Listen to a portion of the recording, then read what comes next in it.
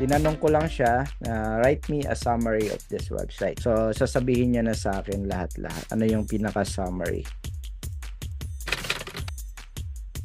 Ngayon, next na gagawin ko, kailangan ko maintindihan yung mga user persona, sino ba yung target audience nila. Pag target audience, yun yung user persona. So, pwede natin tanong dito, like me, a user. So, hindi ko na uulitin ng lahat-lahat. Papakita ko lang sa inyo yung mga ginawa ko kanina. Normally, ang kailangan nyo lang malaman sa website, ano yung weakness nila, ano yung strength nila, tapos ano yung social proof nila.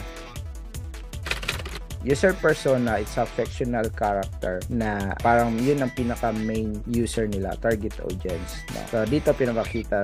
So, Jessica Marti. So, bali itong website na to, explain ko sa inyo. Tapos, pwede rin natin ipakita ko sa inyo yung mga prompt ko kanina. Pati yung colors. Ito yung kanilang strength, client portfolio. So, medyo marami na silang client. Kung titignan natin dito, ayan o.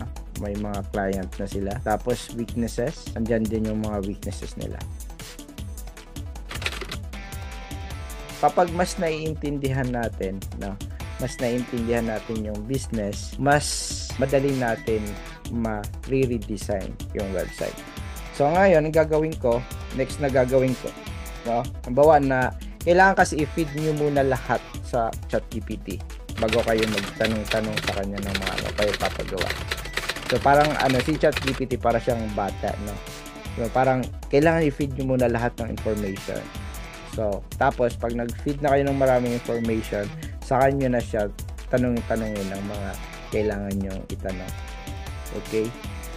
At isa ring yung kanina pinakita ko yung way na to sa image, no? Gamit yung cellphone, upload yung image. May isa pang way kapag mayroon kayong plan na ChatGPT. Ibig sabihin nagbabayad kayo ng Pro ng ChatGPT.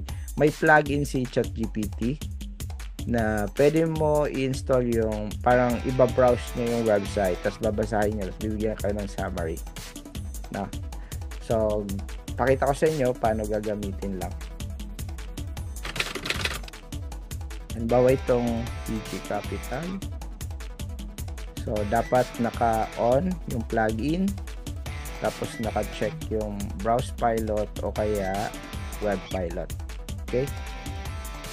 Okay. So, pe-paste ko yung URL.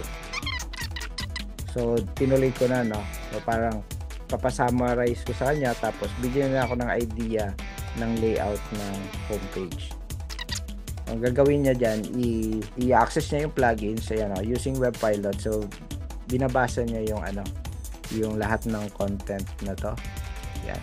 Babrowse niya yan. Pati yung mga pages. Babasahin niya yan. Lahat. Tapos, ayan na. So, isa-summarize niya sa'yo. Tapos, ito yung recommended redesign niya. So, dapat may logo, of course. Tapos, may navigation bar.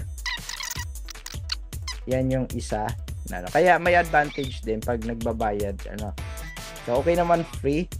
Pero, minsan, may mga magandang features pag nagbabayad.